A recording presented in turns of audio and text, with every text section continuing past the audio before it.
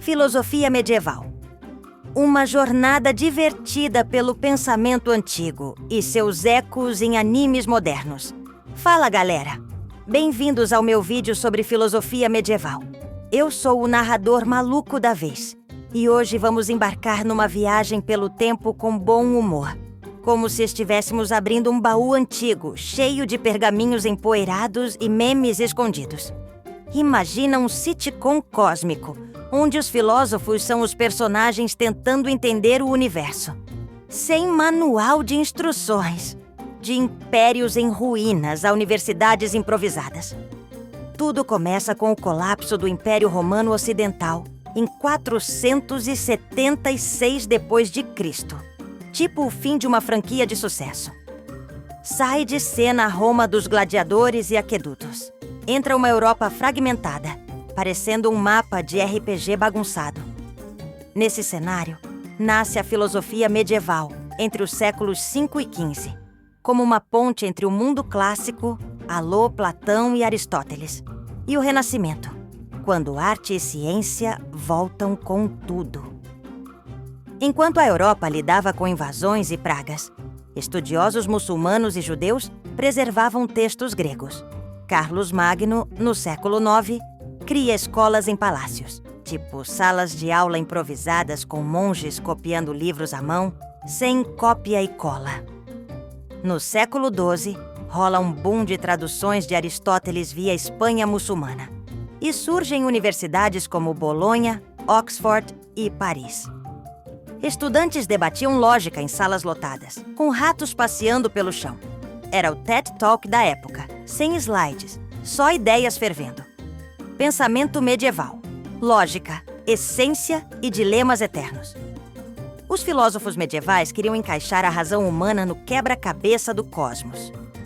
O método da moda era o escolasticismo, uma espécie de fórum de debates onde se lançavam teses, objeções e contra-argumentos. Tudo com muita seriedade e sem trolls. Bom, talvez um ou outro. Um dos temas favoritos era o problema dos universais. Será que conceitos como vermelhidão existem por si só? Ou são só nomes que inventamos? Tipo, cachorro é uma ideia eterna ou só um rótulo para qualquer bicho que late? Outro dilema: essência versus existência. Algo pode ser sem existir? Tipo, a ideia de unicórnio existe, mas cadê ele no mundo real? A ética misturava virtudes gregas com deveres cristãos, influenciando até regras de comércio justo. E a metafísica explorava o infinito, o movimento, a alma e o livre-arbítrio. Tudo isso com um compasso enferrujado e muita criatividade. Os pensadores. Gênios excêntricos e ideias brilhantes. Esses filósofos eram os rockstars da época. Sem guitarras, mas com silogismos afiados. Vamos conhecer alguns. Santo Agostinho. Misturava filosofia com espiritualidade. Seu pensamento sobre o tempo é um clássico. Se ninguém pergunta, eu sei. Se explico, não sei mais. Boécio. Escreveu A Consolação da Filosofia na Prisão, conversando com a própria filosofia como se fosse uma terapeuta. Anselmo de Cantuária. Criou o argumento ontológico. Se podemos imaginar um ser perfeito, ele deve existir. Um raciocínio ousado. Tomás de Aquino. Escreveu a Suma Teológica, misturando fé e razão. Suas 5 vias para provar a existência de Deus influenciaram até o direito moderno. Guilherme de Ockham, famoso pela navalha de Ockham. Se algo pode ser explicado de forma simples, não complique. João Duns Scotus trouxe a ideia de haec-seidade, o que torna cada coisa única, tipo o tempero que faz você ser você. Pedro Abelardo, provocador, listava contradições para estimular debates. Sua história com Heloísa virou lenda. Hildegarda de Bingen, mulher brilhante, misturava visões cósmicas, música e medicina, quebrando barreiras na Idade Média. E fora da Europa? Pensadores como Avicena, Averroes e Maimônides mantiveram viva a chama da razão, integrando medicina, filosofia e religião. Sem eles, a Europa teria perdido o fio da meada. A Igreja, guardiã do conhecimento e curadora da playlist filosófica. A Igreja teve papel central. Fundou mosteiros, incentivou o estudo e criou universidades. O latim virou o idioma oficial do saber, e as catedrais góticas eram quase diagramas filosóficos em pedra. Preservou conhecimento durante períodos turbulentos e influenciou ética, política e até agricultura. Claro, havia tensões, como a disputa entre poder espiritual e temporal. Mas, no geral, a Igreja ajudou a manter a filosofia viva e pulsante.